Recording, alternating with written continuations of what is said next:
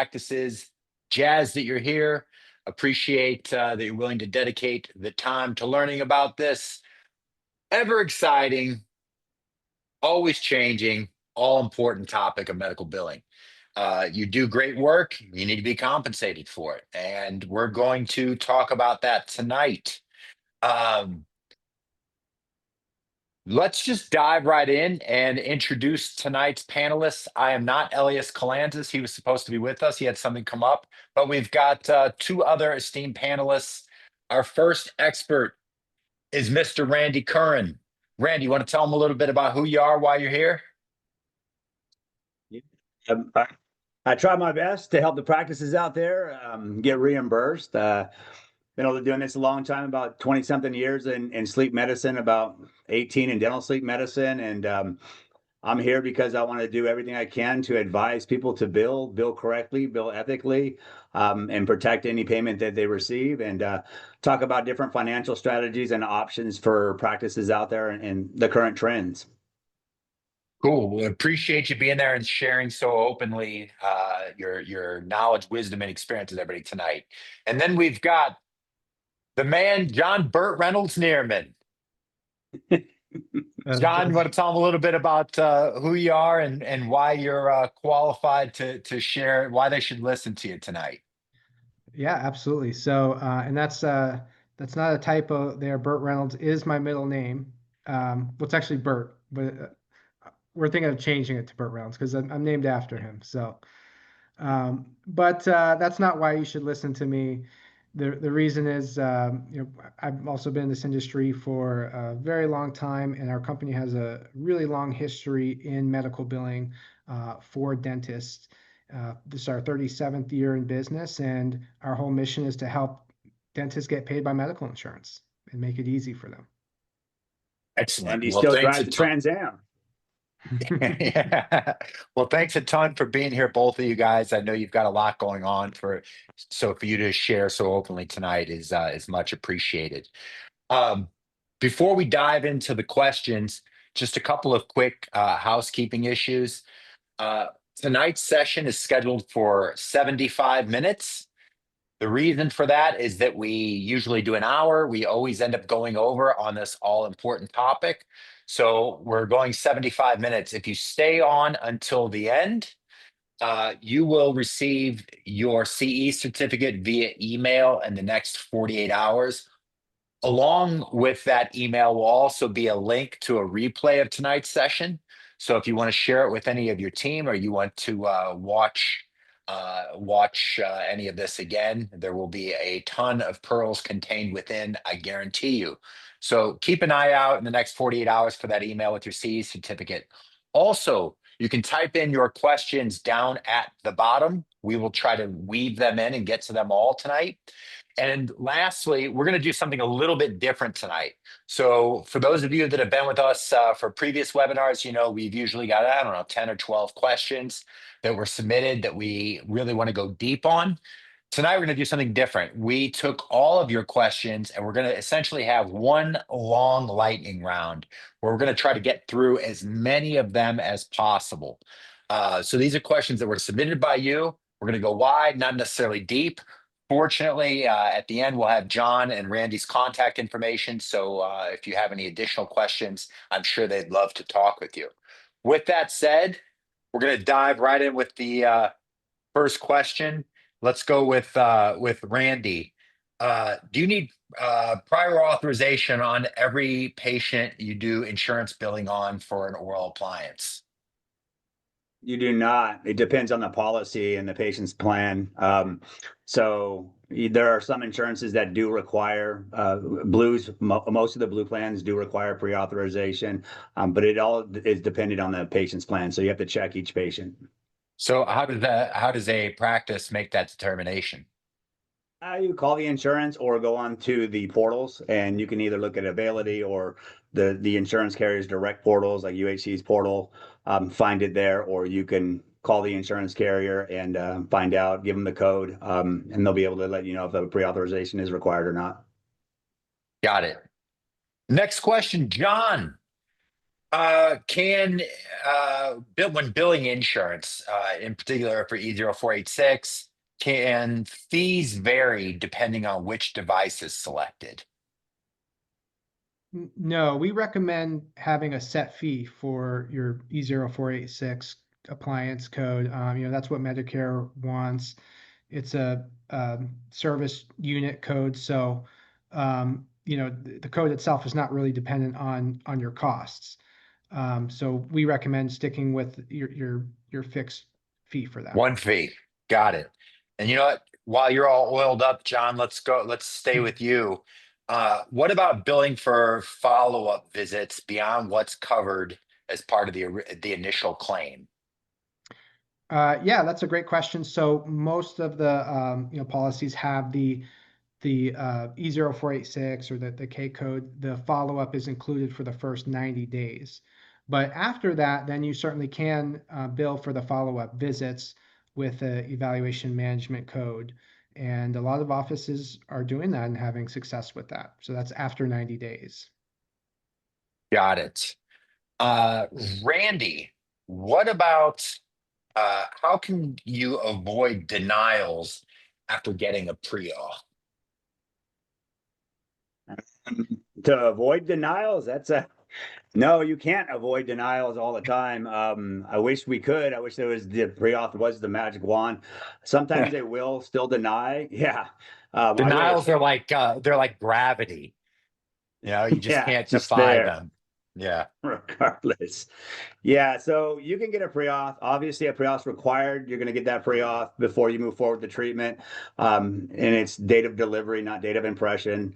A lot of practices may make the mistake, get the pre-auth, but then deliver or use the date of the impression or deliver prior to the pre-auth stated window. But if you did everything correctly, you still could get a denial with the pre-authorization.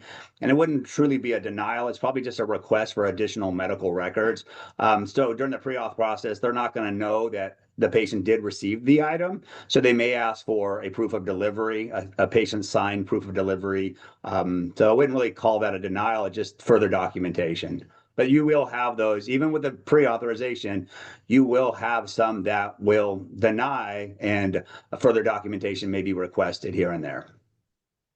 Got it. Uh, John, can you balance bill a patient who has a Medicare Advantage plan? Um, that's a great question. And yeah, when it comes to Medicare Advantage, uh, there's a lot of talk around that. You A know, fun topic. yeah, Uh, it's getting increasingly difficult to work with the Advantage plans. So, and then with what we're seeing with a lot of them with the waiver of liabilities, where they're basically saying you can't balance bill even if you're out of network. So we're not seeing too much success with that. Got it. You want to talk about Randy? You want to talk about waiver of liabilities for a little bit? There were a couple of questions about that, so maybe if you want to uh, explain what that is and why it can be an encumbrance for practices. Yeah. And before I do that, I'll add to what John was saying. So it is difficult. I think the reason we're getting this question about the balance billing is a lot of the Medicare Advantage plans or disadvantaged plans are pricing Huh. these appliance treatments very low, 800, 600 we see.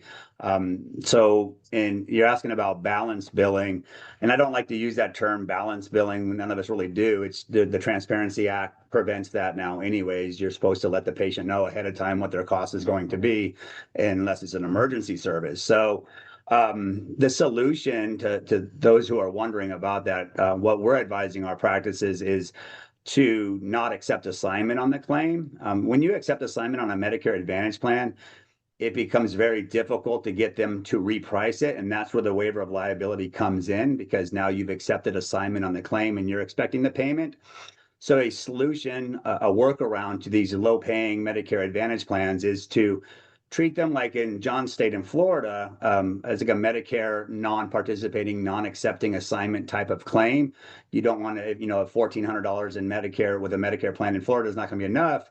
You're going to send that claim in as not accepting assignment. And then you're able to, and I'll say balance billing for the sake of this conversation, you're able to bill the patient back past the allowed amount, right? So we just basically flip the Medicare Advantage plans, even though they're private insurance plans, we flip them and use the same model that we do with those Medicare plans that are low paying traditional Medicare plans, use that for the Medicare Advantage plans, collect up front, and then not accept assignment. And then if the patient gets back 600, 800, then you can help the patient argue that reimbursement rate. And now it's the patient challenging the insurance and not the provider because it was non-accepting assignment. And the waiver of liability wouldn't be needed because they're not going to send a waiver of liability to the patient. So it flips it back to the insurance because now it's their, it's their member that's complaining about the pricing and not even like say, for example, in New York, you can get a Medicare Advantage plan to only pay $600 or $800 when Medicare allowable is $2,400, close to $2,400. So then the Medicare Advantage patient has a fighting chance to get a better reimbursement. Where if it's the private, if it's accepting assignment, and it's going back to the provider, your hands are tied, and that's what they will do is they'll send that waiver of liability that John was speaking about, and it's basically extortion, where you sign it, you give up all rights to balance or to bill the patient, which is terrible. Hmm. So Basically hopefully I extortion, answered. huh? Yeah. Yeah. Uh, just a reminder, these are questions that you all submitted. Keep them coming in. I see several coming in already. And you'll note that, again, tonight we're not going really deep on these questions. We're going wide since we've got such a wide range of experience on the session tonight. So some of you might find that this is a little elementary. For others, those same answers will be light bulb moments. So thanks everybody for being here. Keep the questions coming in. Here's one, John, and this kind of speaks to that. John, when submitting a claim for your 0486, does the patient have to meet their deductible before insurance pays? Yes, yeah, that's going to be something, every time you're going to want to make sure you do that verification of benefits and check what their deductible is, because that is going to apply for the DME and the E0486 in most cases. Got it. Got it. And then there were several questions that came in about same and similar, asking if that's still applicable. Can you talk about that a little bit, John? Yeah, that's Actually, another great. actually, John, if you don't mind, why don't you explain briefly what that is for those that maybe don't know? Explain what Yeah, same and similar is, and then if you can talk about how applicable it is today. yeah, this will be a good one for both Randy and I, because this is a new development, and we're seeing, we're, at least from my side, we're seeing, different things. But same and similar is, typically Medicare's, they have a policy where if the patient is in a similar treatment, then the treatment looking to get covered will be denied, because there's already a same or similar therapy in progress with that patient. So that happens with the CPAP and the oral appliance. It does fall under that same or similar rule, and that will see those denials because of the patients wearing a CPAP. So in order to combat that, you have to prove that the patient is no longer wearing their CPAP, and that can be very effective, but it's a pain to go through that whole process.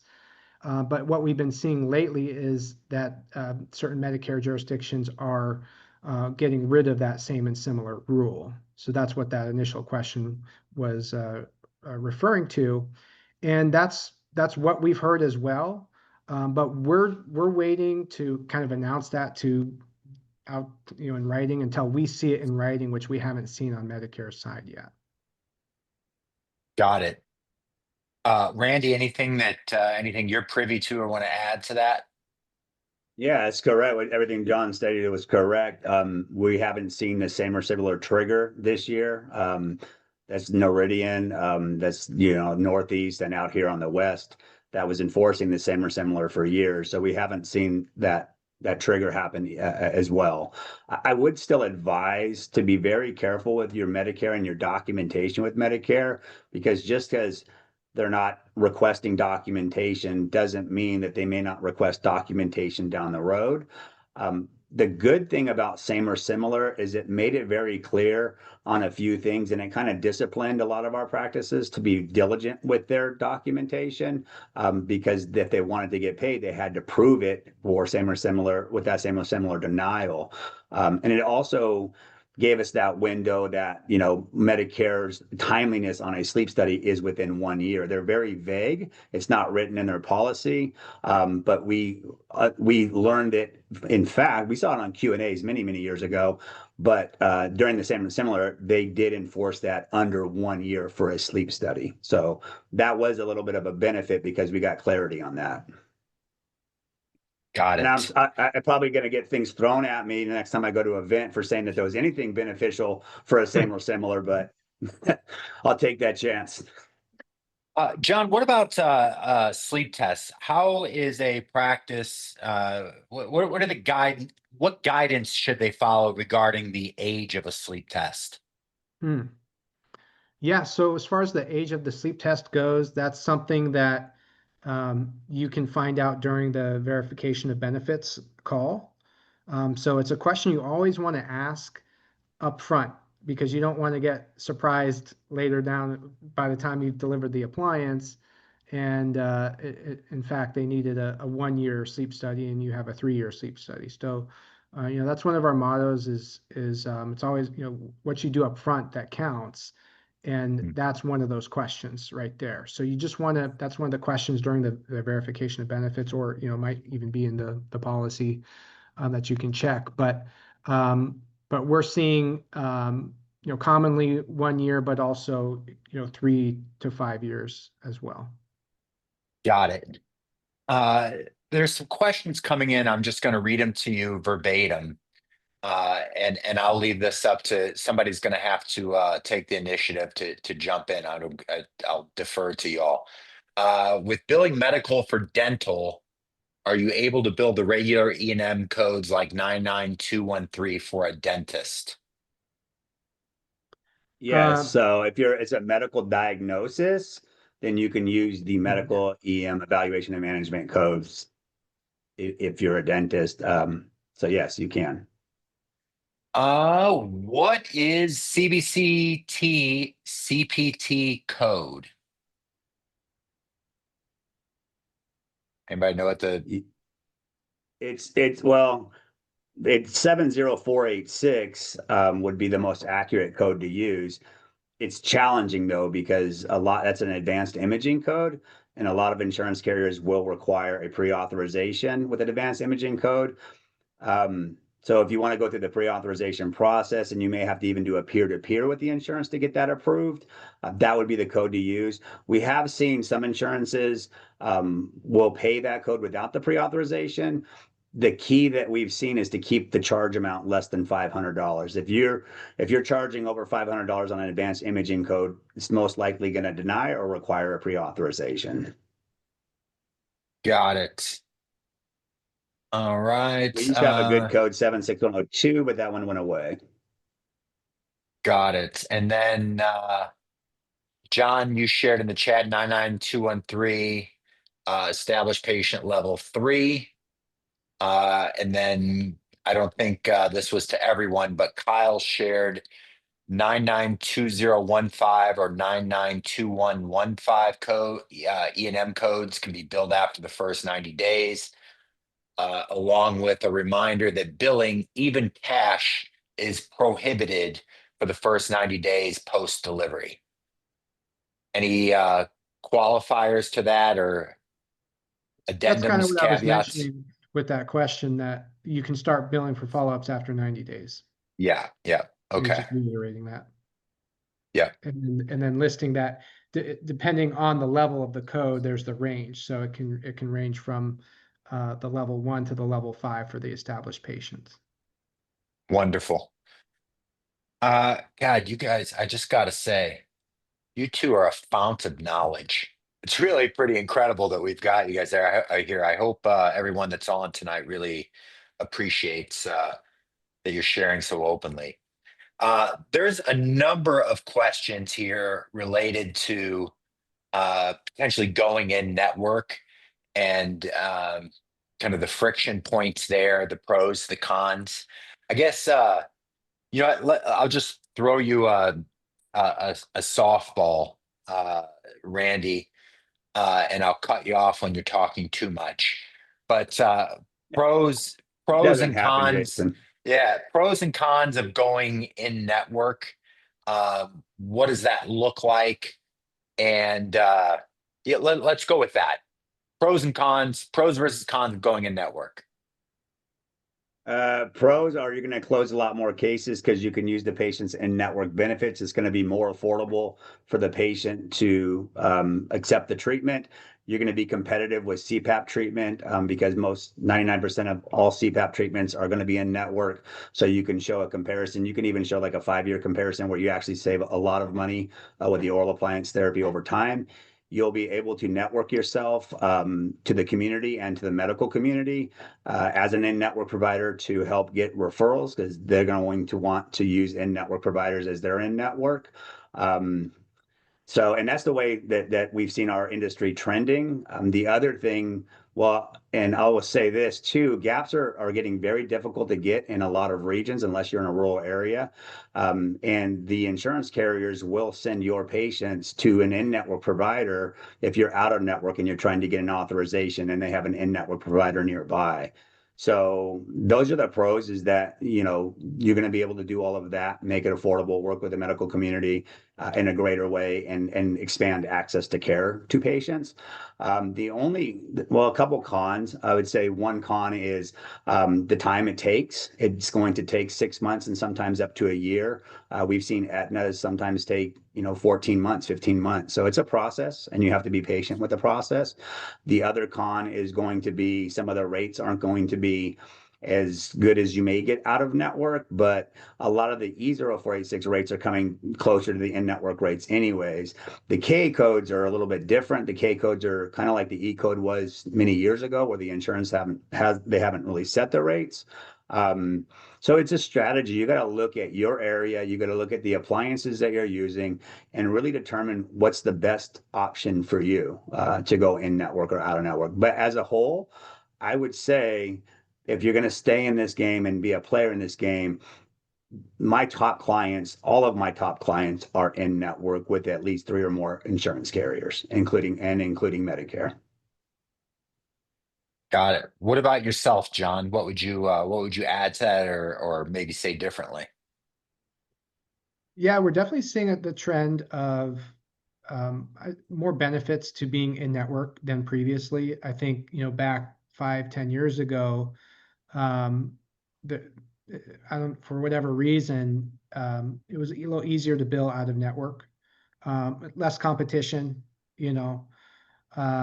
and also the rates were higher, I think, on average. There's still, really good rates, but I agree with Randy. It's kind of, trending to the middle there. And a lot of insurance companies are really pushing for the whole in-network model right now. We're seeing just making it more difficult for out-of-network, but that's just the trend we're seeing compared to how it was before. I'd Hmm. say 5, 10 years ago, we didn't really see a major reason to go in network if you were in an area that didn't have too much competition. Hmm. But nowadays, we always advise to start exploring what the rates are in your area, kind of what are the insurance companies that you're commonly seeing that your patients have.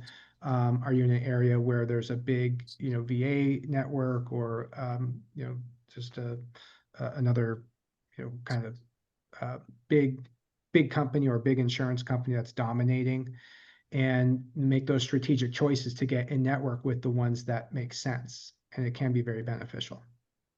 Right. Okay. I'm going to add one more And thing. what? Sorry, Jason. Yeah, please, Um, please. the speed of pre-authorization and payments is probably 2 to 3 times as fast as in network. So out of network, you're getting gap approvals. You're doing a little bit more work. In network, you can expect pre-auths within 2 to 3 weeks and payments within 6 weeks. So that's another benefit of being in network.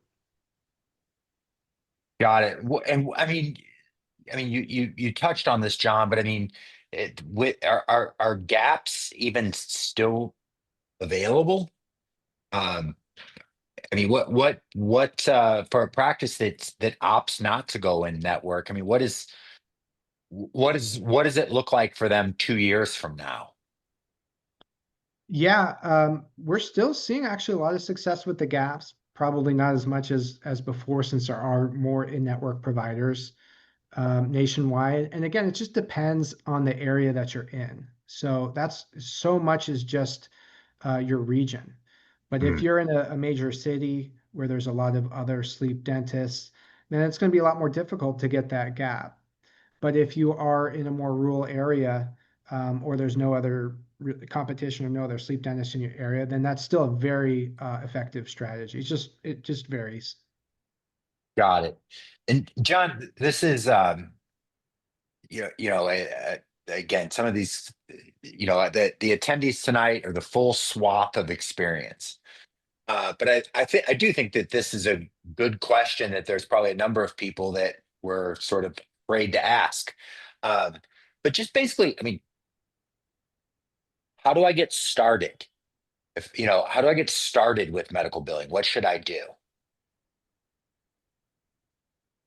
You want me to take it Yeah, or yeah, okay, it's the handoff to you. sure. Yeah, this is I love this question. This is, we're having these conversations every day.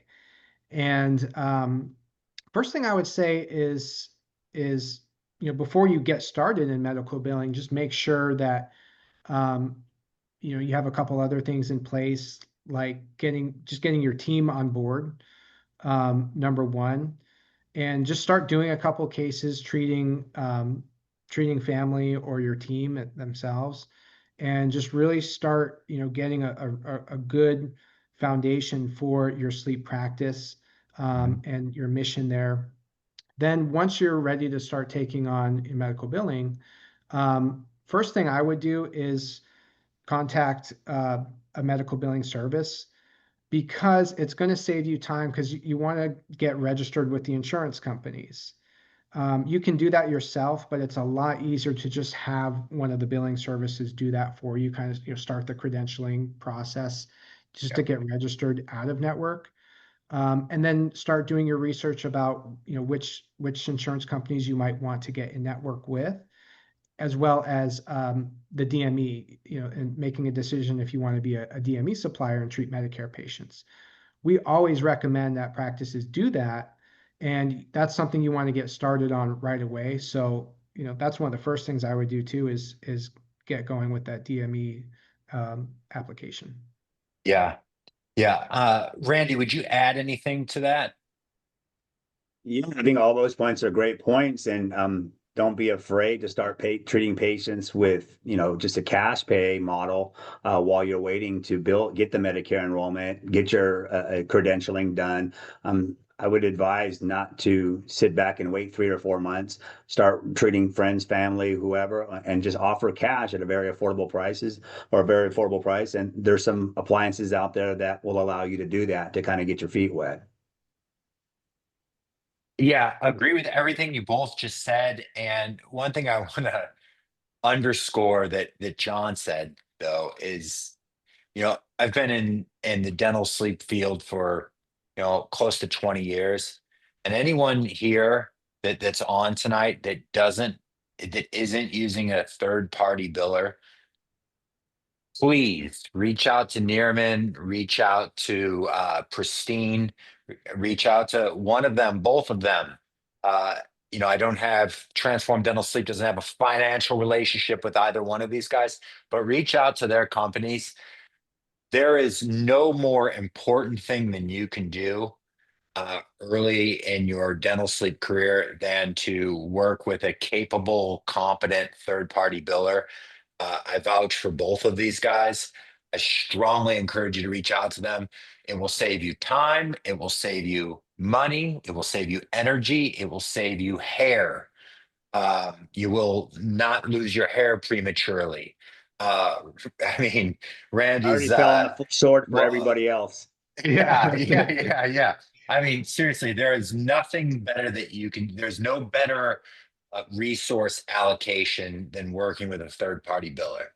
Uh, if you're concerned about the money or whatever, you're stepping over zillion-dollar bills to save pennies, I promise you. So reach out to these guys. Um, what about, a topic that I hear a lot of people talking about these days is what about working with companies where you are billing under a one provider's NPI, maybe part of some like national contract or something like that. Randy, can you talk maybe a little bit about sort of what those models entail and the pros, cons, what people should be wary of, what people should be running toward? Can you just take that? Yeah, of course. So there's several different models out there. There's that model that you're referring to where I think the dentists that are getting into that model feel that they can't get their own contracts, and they're using maybe a medical doctor's contract, a national medical doctor's contract. I'm not a fan of that model for a few reasons. Uh, One is you're not truly building value in your practice that way. That's somebody else's contract. If that company goes out of business in a few years, or if the insurance companies decide to write the same policy, which could happen overnight, that Medicare has, where it has to be billed by a dentist, where do you go? So I'll give you a hypothetical real quick. Well, You actually, invest. Randy, allow me to interject just real quick there. I want you to Yeah. continue with this, but just real quick. So you talked about, if that company goes out of business, you're not building value, et cetera. Just kind of simply stated, I think what I'm hearing is, so let's say right now you're a dentist that's on tonight's session and you're treating 10 patients a month or something like that. You sign up with one of these national physician providers, you're billing under their contract, and more patients say yes as a result of this. And now you're treating 25 patients a month.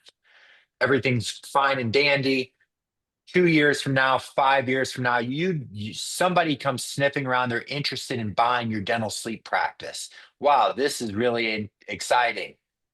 But that contract isn't yours. So the value to that prospective buyer diminishes significantly because that's not your contract. Is that accurate? 100%. And that's what we've seen firsthand with transitions of the value of some of our clients that sold their practices that had contracts versus somebody that doesn't have contracts. They don't really have much value. They may have referral value, but the referral sources are referring to that doctor, not typically just a practice name, right? And I've seen that in San Diego where they had to build back the relationship when the late Dr. Todd Morgan passed away. And the new doctor came in, is a wonderful doctor, but he had to go to the sleep meetings every week at Scripps Clinic for over a year before he could start getting referrals. What saved him was he was in network because Dr. Todd Morgan was in network before he passed away with most carriers. So yeah, that's an excellent point, Jason. It's something that we advocate to our practices all the time. You can spend 5 years building this program, working your tail off to make connections with medical doctors to refer to you. And now you're ready to sell. What are you selling? What is it that you're selling? If you have contracts, yeah, you're treating that many patients, and the insurance realizes like, hey, if they don't renew a contract, give these contracts and renew them under the new purchaser, the new dentist, they're going to have a void. They're going to have a big gap there with patient treatments. You're treating 50 patients a month, 100 patients a month. If you get to that point, then you're a player with the insurance carrier, and whoever you sell it to, they're going to offer them those contracts. So it's a big part. Now, to continue what I was stating is, if you look at Medicare's LCD, which is their policy, it's L3 33611, stands for local coverage determination. It clearly states that it must be provided by a dentist and billed by a dentist. And Jon can attest to this. Most private insurance companies start to follow Medicare guidelines one way or another. As we become a bigger player in the sleep arena, we become more on the radar of the insurance companies. They may, so again, say you build this program and you work so hard, and this is very hard work. Building a dental sleep medicine program is very difficult. It's hard work. And you invest all your time You're into preaching to the this. choir on this webinar, I think, you Yeah, know? I know. We've been around. You do this for 5 years, 6 years, 3 years, whatever it is, and all of a sudden the insurance companies change their policy to it must be billed by a dentist, but you built your whole program on some medical doctor's contract. Where are you? Holding the bag. You have nothing anymore. Now you're starting to try to get your contracts. It's going to take you probably a year to get those contracts. Those referral sources are going to move on. They're going to refer to the other dentist down the street who has their own contracts because their program didn't go away.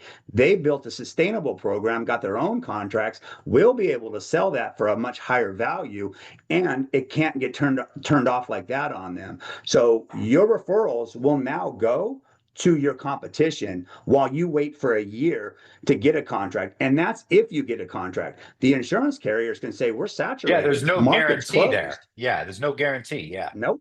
You could be Yeah, yeah. boxed out of dental sleep. You could put in 5 years under this program, under that model, under a physician or someone else's contract. You could be boxed out after 5 years completely out of dental sleep medicine. If you flip it and you get your own contracts, you control your destiny. You will not get boxed out, and you will be able to sell your practice for a much higher value. Got it.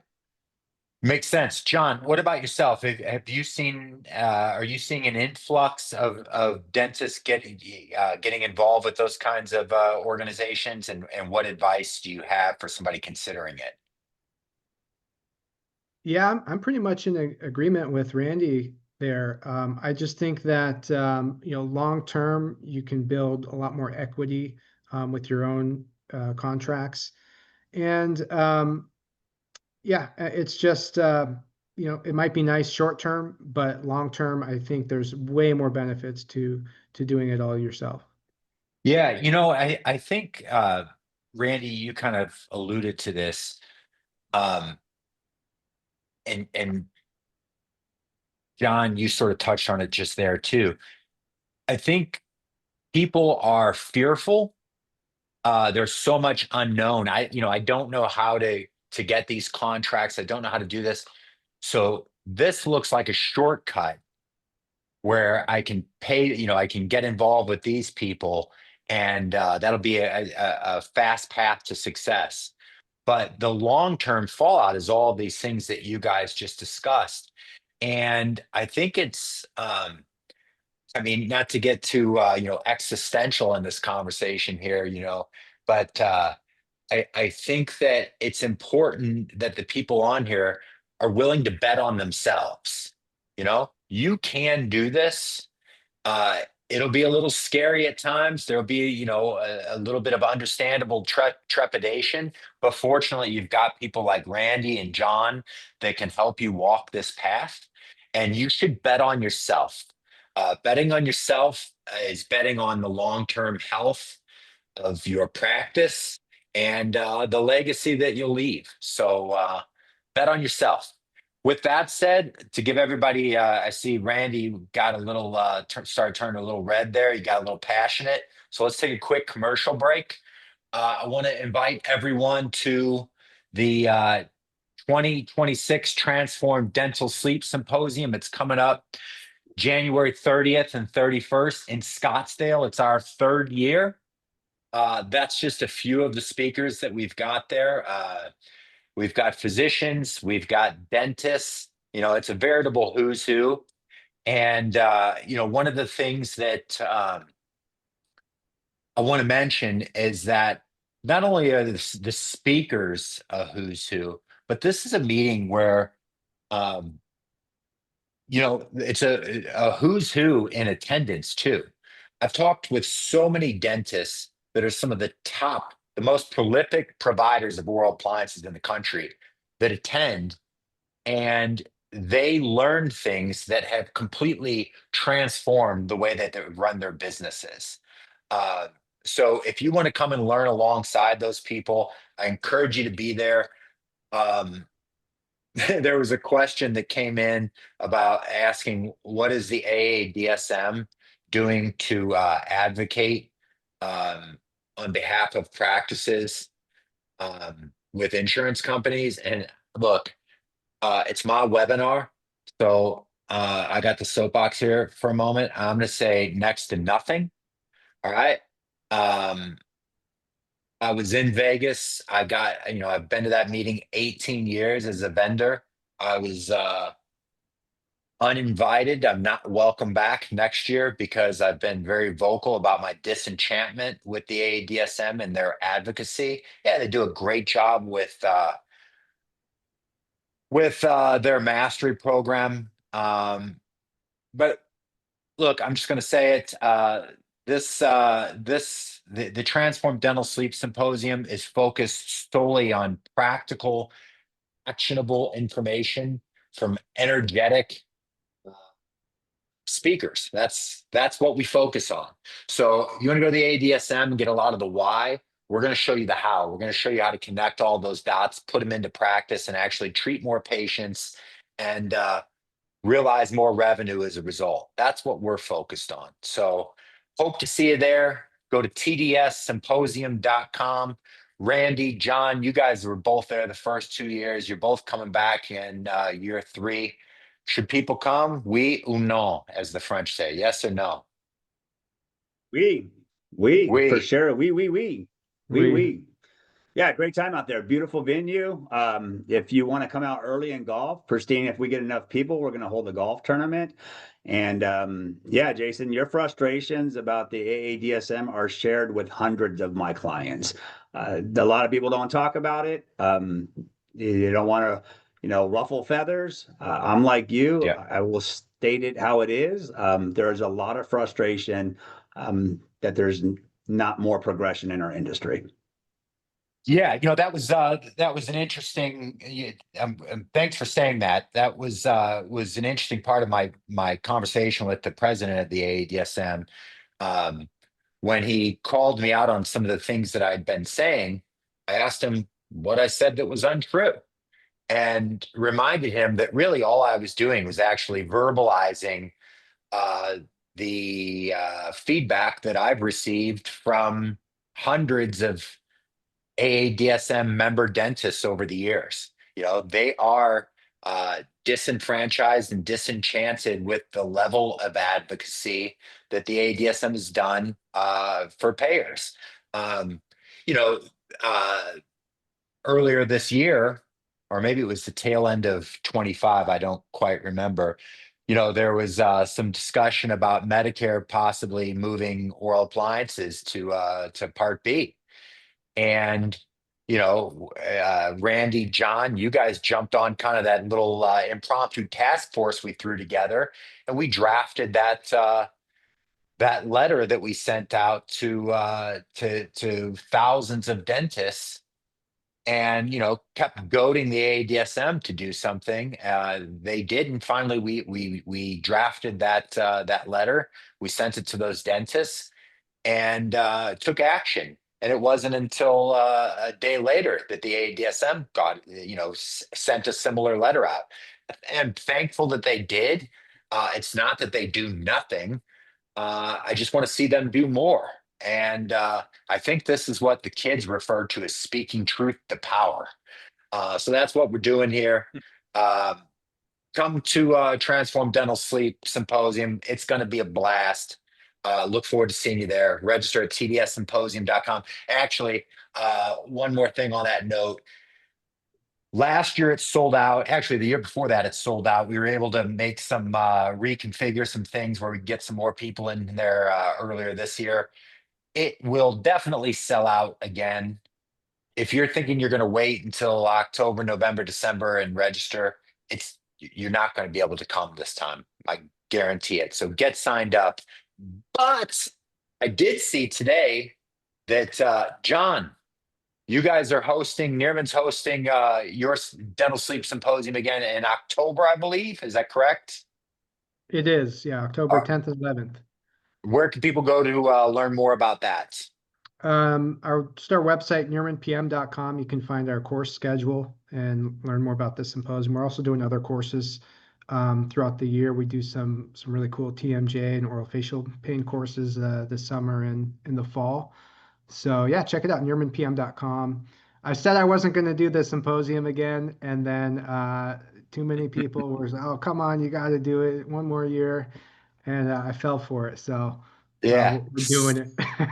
A lot of work that you're doing there. I was there for the first symposium you did. It was fantastic.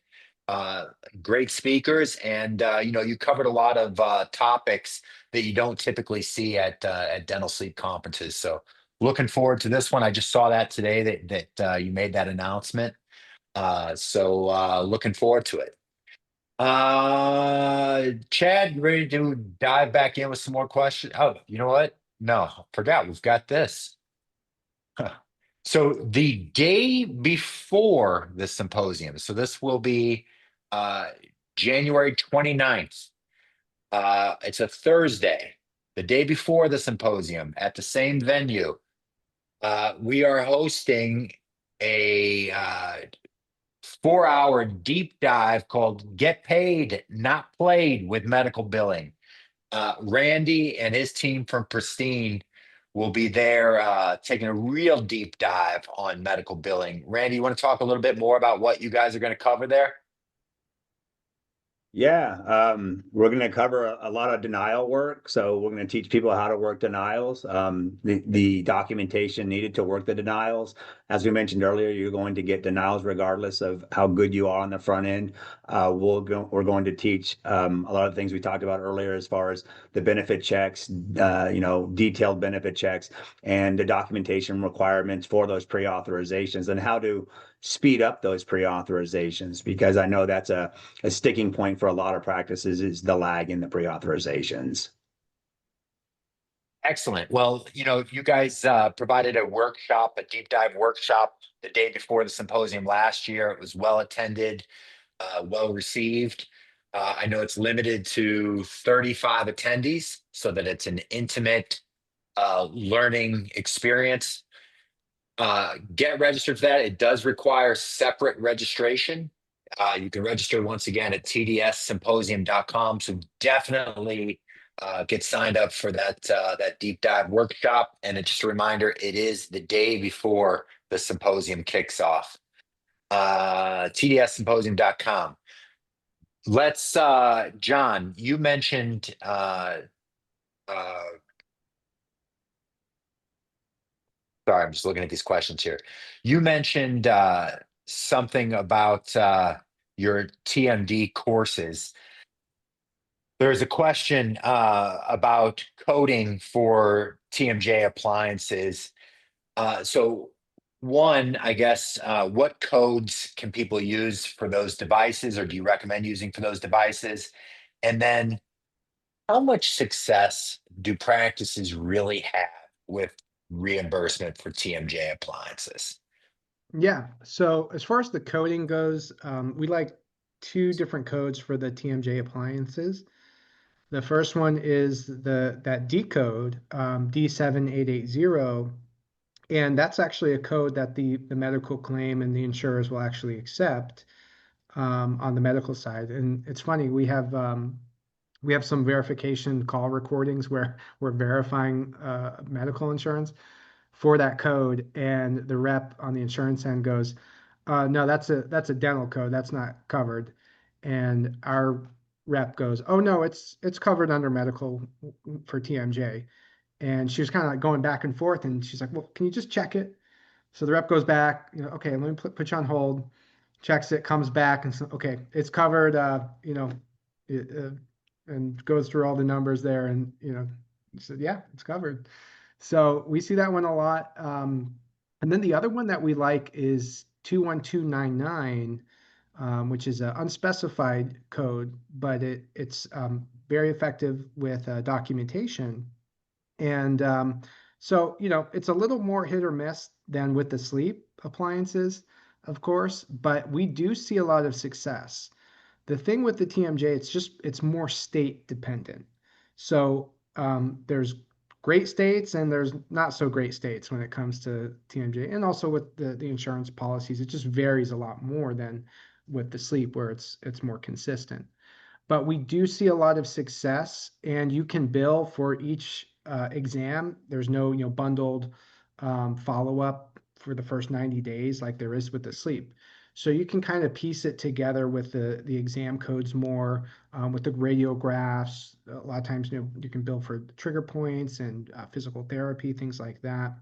So it really can add up. And we always recommend trying it out. If you're doing TMD, try billing for it and see how it's going in your area. What states are that kind of the problem states, and then what are the what's the upper echelon? Um, there's about 35, 36 states that have a TMJ mandate that their benchmark plans have to have TMJ coverage. Now, that's not necessarily for the appliance therapy, but you know, it's a good start. Sure. So, we have a list of those states. It's kind of hard to name which ones are good and which ones aren't. I know there's a couple that are a little frustrating, like Alabama. It just, it just depends. But definitely, even if your state doesn't have a mandate, we still recommend trying it and seeing what success you have, because you can be surprised and it really can add up. We're seeing, like, for the appliance code themselves, we're seeing up to, could be 800 to 1200 on average. And then again, you can bill for all those exams and follow-ups too. Got it. And Randy, last year in your pre-symposium workshop, I know you had some coverage there on TMD. Um, what are you guys seeing that might be a little different than what Jon shared? Not much different. Like Jon was saying, depends on the state, the plan, the policy, what they're going to cover. The coding's the same that we're using, and Jon mentioned you can a treatment plan, TMD treatment plan could be 4 months, 3, 4, 5 months. So every time that patient's coming in for a visit, that's an evaluation and management code. Trigger points, we see a lot of trigger points are covered. Electrostim can be covered. And then, yeah, sometimes if the appliance itself isn't covered, but you can bill for all the other items to at least help those patients get some kind of reimbursement. So a lot of our practices will use like a fee for service model, charge the patient up front for the treatment, but then again, bill non-accepting assignment and let those patients get reimbursed every time they come back in for an evaluation and management, treatment, and anything else that's going along with that visit. The other thing that some of our practices will do, if they don't have coverage for the appliance under the medical insurance plan, they will use the dental insurance for the appliance itself, for the orthotic, if that plan has that availability and they're not saving benefits or anything else. Got it.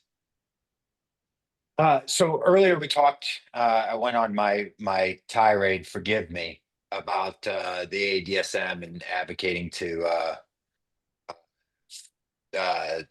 payers on behalf of their constituency. I guess a question that I have for you guys, I'll start with you, Randy, is what actions um, are, I mean, let me preface this. So much of your success as commercial as companies is contingent on the success of your client dentists, right?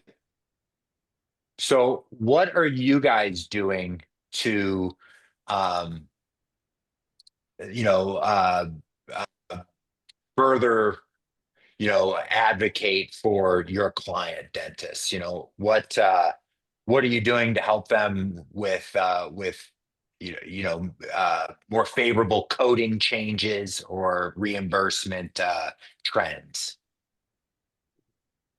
These coding changes and policy trends, we don't have a big impact there. We may send some to medical directors, like say Blue Shield in California. We may send them letters, but that would really be on the AADSM, especially for policy. So if there's still a CPAP, a CPAP trial necessary, like say it's Vermont Blue or an FEP plan, that's ridiculous that today's day and age that for mild and moderate that a CPAP trial is required on those insurance carriers. So that I think is where the AADSM should step up and advocate for better policies for the dentist and the patients. As far as pricing goes and reimbursements, which it's a big deal. If we all don't get paid fairly for what we're doing, none of us are in business anymore. The dentist may still go back and they'll be in, they'll do general dentistry, but we're talking about dental sleep medicine here. Jon won't be in business. I won't be in business. The appliance lab manufacturers, there's a lot of people that will go out of business if we're not fighting for better pricing. And to give you an example for that, BCBS of Texas was 972 or 926 since the day I came into this in 2011. Instead of ever increasing the rate for the E0486, last year they dropped the rate to $700. BCBS of Wyoming, $500. BCBS of Tennessee will require your lab slip, and then they'll pay you what your lab slip is. And I can go on and on. Anthem in 13 different states dropped the rate down to $800. So the commercial payers are continuing to drop the rates while Medicare every year goes up 3%. Medicare went up with the CPI. I think it was 11 or 12% a couple of years ago just to match CPI. So why isn't the AADSM fighting for better rates? How are we as our businesses that sponsor the AADSM, all of the vendors there, what are they doing for us to keep us in business? What are they doing for the dentist to get them better rates? And that's my biggest beef with the AADSM is we're fighting tooth and nail to get our client specific contracts and better rates. But how is this allowed? How is Medicare allowed to pay $2,300 in New Hampshire, but $1,700 in San Francisco? That doesn't make sense. The pricing all across the board in our nation doesn't make sense. And I bill for other industries. I've billed for other industries. I bill for a lot of sleep physician. Nobody I bill for suffers like the dentist bill for when it comes for pricing, fair pricing from the insurance carriers. And that's where, in my opinion, the AADSM needs to step up and get consistent pricing, fair pricing across the board in all states with all carriers so that this business that we're in is sustainable and the practices are fairly reimbursed. Which in many states, you can go, Jon can attest to this. He just brought up Alabama. There's many states where it's almost impossible to do this in those states because the reimbursement rates are so low. And then again, now what does that happen? What happens in those situations? Now maybe you have to do the quick fix that we talked about earlier. I got to go on a medical doctor's contract. Now you're not building value for your practice. And the AADSM is there for the dentist, right? They're there to advocate for the dentist. Why are all these dentists having to go bill under medical insurance contracts? Do we ask ourselves that? The reason why is the rates are so low. We can get contracts. So then let me stop this now because I'll go on forever. Sorry. But I'll stop this now and I will say what we're doing, what Pristine is doing, what Nierman is doing is we're fighting to get better rates on contracts. We're getting in-network contracts and we're taking it to the insurance carriers to say we want these rates. But it's very difficult when we don't have the backing of a national organization like every other industry that I bill for does. Amen. Jon, anything you want to add to that? Not really. I mean, yeah, it's, Randy said it all. Yeah, you pretty much left I need another nothing commercial unsaid break. there. I need another Yeah. commercial break. My man Michael Murray, say that 7 times fast. My man Michael Murray, who, by the way, congratulations on your poster presentation at the ADSM meeting. He sent a comment in. I had lunch with a local Inspire rep a couple weeks ago. She said insurance pays for Inspire 100% of the time, never getting denied. Uh, why does that happen for a hypoglossal nerve stimulator, but not for everybody here is struggling to get oral appliance reimbursement. Any thoughts there, John? well, I don't know how true that 100% of the time claim is if it's coming from the rep itself. Sure. I've actually Consider the seen source. Yeah. some Inspire denials. But you know, it's probably higher than you know, oral appliance therapy. And I think a big part of that reason why is, it kind of goes back to what Randy was saying, you know, with Inspire, that's one organization, and they have a lot of money, so they're able to, you know, leverage their influence, to work with the insurance companies. They might have hired lobbyists to advocate on their behalf. So it's a lot easier when, you know, it's one entity that's working with the insurance companies versus how fractured it is in the dental sleep medicine world. You know, that might have something to do with it. Yeah. Uh, Man, I'm sorry, I don't want to belabor this point, but what you kind of just described to me, one big entity with a bunch of resources hiring a lobbyist to advocate and lobby on behalf for this one purpose of getting higher reimbursements sounds like something the ADSM could be doing. Anyway, If again, only we had that. If only we had yeah, that. I'll give you another example and I'll be done. New York, Manhattan, $1,100 from Blues, from Anthem for an appliance in Manhattan. yeah, Does that seem yeah, fair to anybody when Medicare's paying 24? We can go on forever for that. But yeah, we need help. We need help. And it's not the coverage criteria. Again, like John said, I've never seen 100% success. There are no denials. I call BS on that. I've billed probably hundreds of maybe $500,000 claims. I've never seen that. But I will say it's not a coverage issue with oral appliance therapy. Coverage is fine. We can get coverage. Yeah, there's challenges to getting coverage. We got to do our work to get coverage. We have to get the sleep studies and get the documentation. That's not the problem. The problem is the rates. We're not being paid fairly. mm, Yeah, I absolutely agree with that. Yeah, we're able to get things through. It's just we want a fair rate. sure, sure. John, a question came through. Patient presents with an appliance made by a different provider, uh, but needs titrations and follow-ups. Other than billing for the comprehensive exam, how do you bill for the additional follow-up titration appointments since you did not make the device? Um, I think that would be the exam codes Okay, for nutrition. I don't think there's yeah, it'd be the office visit. got it. But there's no additional codes that would be applicable in that situation. Not for There's that. an adjustment code. There's an adjustment code that can be used. It's rarely used and it doesn't pay much. I mean, you could throw that out there, but John's right. It's an evaluation and management code. Oh, you're going Kent Smith on us over there, John. Yeah, I'm back. It- I'm back. he just pulled out his Ouija board from under his desk there.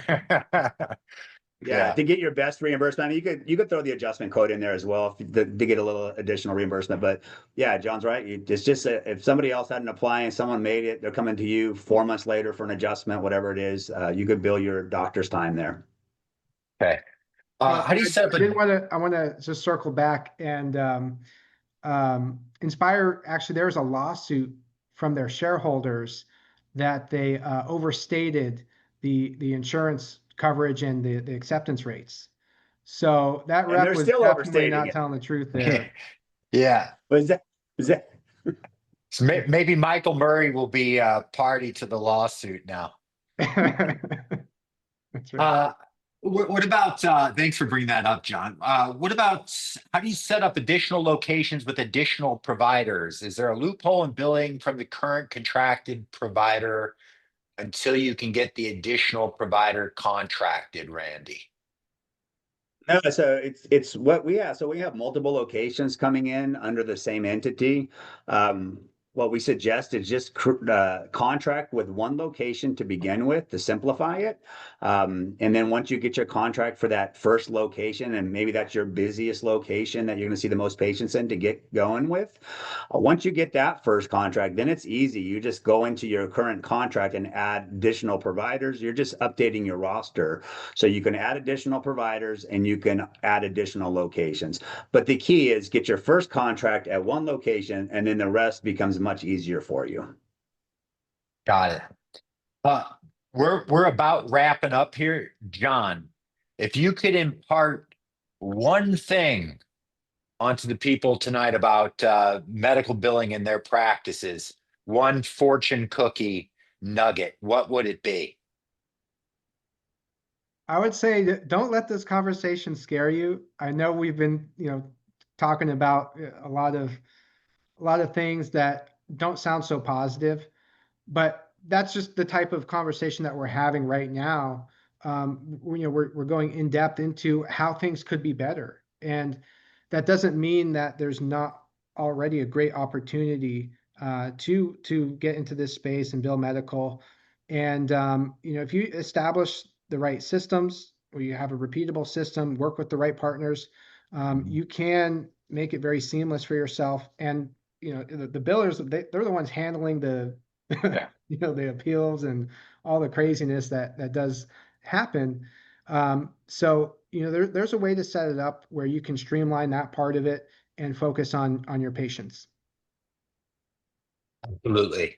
Randy, what about yourself? You've got an opportunity to impart one pearl on all the attendees tonight. What is that? Be patient with the process and understand it's going to be very rewarding at the end. Like John said, we talked about some of the negative things and things that I hope will change because if we keep talking about these and bringing these to light, hopefully action is taken and we can, advance this. But until then, there's still, I'm very optimistic.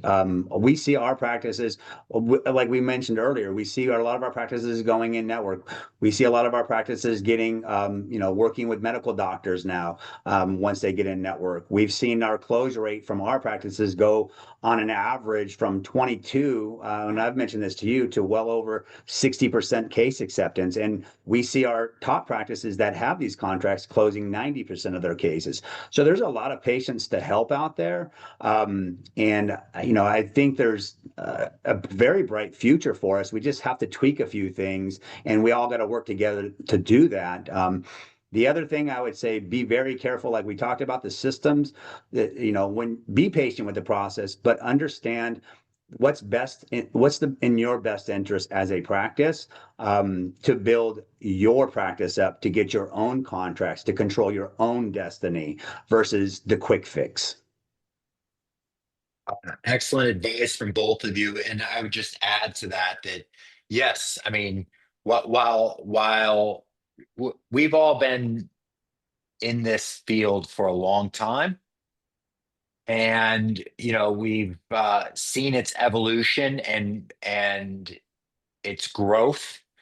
It will continue to grow. I mean, when we all entered this field, there were no codes, right? Home sleep testing was sort of regarded as, voodoo. And there are, if you wanted to attend a course, there might be a traveling road show coming through your town once a year. And there's such an abundance of quality education that's out there now. You guys both offer it. There's so much out there. There are billing services like the ones that you all provide that hold practices' hands to walk them through these processes. And I mean, there are practices, there are, you know, numerous practices, more than two handfuls of practices that collect well into the seven figures a year now. I mean, that's unheard of, you know, 10 years ago. So the opportunity for dentists to help a lot of people to enter an area of the field of dental sleep medicine and help uh, truly save lives. And not only that, but really have a rewarding career. And not only that, but also, frankly, make a lot of money doing it. Uh, all of those opportunities are very real. And you guys play an integral part in that and providing the services that you provide. And if we just real quick, if we can throw up contact slides for how these people can get a hold of you. Jon, you shared your contact information earlier, but if you just want to mention real quick how they can get a hold of you. Yeah, so you can visit our website. It's nearmanpm.com for practice management. Mhm. If you want to see a demo or a consult, it's nearmanpm.com/demo. If you want to see our course schedule, it's nearmanpm.com/schedule. And if you want to email me directly, my email is jon@dentalwriter.com. Excellent. And then to get a hold of you, Randy, we've got Yeah, your so contact information there, but if you want to run through it. yeah, that's my contact information at the bottom there. That's my direct phone number. This is a new program. I just want to take this opportunity. We talked about some of the challenges that we have out there. We just launched Pristine Sleep. This is going to be a national medical group. We are going to use this to negotiate with the insurance carriers. So kind of like our frustrations and you heard my passion. I'm tired of waiting around for somebody else to do it. We're going to do it. We are creating a national IPA. It'll be marketed as a medical group because it's easier to digest, probably both the beer and the terminology. But it's something that we decided it's time for us to take action and to create this program so that we can leverage hundreds of dental practices together, just like the medical community does, to get better rates, better pricing from the insurance carriers for our practices. So this is something that we just launched. You can go onto pristinesleep.com. You can see the practices that are currently on there. We're adding new practices every week. And I will personally be moving to Kansas as we are setting up a call center to also go after the direct-to-consumer model that we don't think is very good for patients, where it's a take-home impression or whatever that is. We want to keep this for dentists, and we want to keep this industry and the oral appliance treatment for dentists. So we will be doing this, launching this, and we will be setting up a national call center. And eventually, we will be able to take it to the next level to market under the Pristine Sleep brand to the consumers. And we will also be able to negotiate better rates with the insurance carriers. And we're also going to be looking at working with national DME suppliers for CPAP intolerant patients. Well, that is a Herculean undertaking, but if anybody can do it, I'm sure it is you. So yeah, reach out to Jon and Randy. They're here to help you. A lot of these things that we talked about that are scary and uncertain, these guys and their organizations exist to move you through those processes as seamlessly as possible. So be sure to reach out to those guys and check out their services. Uh, and also be sure to check to register for our next webinar. We're taking the month of July off, but we'll be back Tuesday, August 12th with physician marketing for dental sleep practices. So you can see there, our panelists will be Angela, Brandon, and Ben. Each of them is the physician liaison for, uh, well, Angela for Dr. Stacy Laitman's practice, Brandon for Dr. Kent Smith's practice, and Ben for Dr. Brandon Hedgecock and Max Kerr's practices. So three of the top most prolific providers of oral appliances in the country. And they'll be talking about how they get physician referrals. So make sure you register for that. Make sure you get your team signed up for that. It's free, but it will be wildly valuable. So that's August 12th. Also, again, a reminder to register for the Transform Dental Sleep Symposium, tdssymposium.com. If you snooze, you will lose. Get signed up. And John, Randy, y'all are saints for the work that you do. Uh, you and your companies do so much to make to help these dentists help more people, and you are the top two companies that do this. So thank you for sharing all of your knowledge, all of your experience so freely and so openly tonight with everyone. Thank you to all of you for being here. Your commitment to your patients, your practices, and the profession is really laudable. I hope that you got your questions answered tonight. If you didn't, be sure you reach out to Randy and John to get them answered. Check out their offerings and go sign up for the Dental Sleep Symposium that Nierman's hosting, and hope to see you in Scottsdale. Thanks for being here, and have a great night. Mwah. Thank you so much. It's a pleasure being Thanks, here. y'all. Thank you. Appreciate you guys.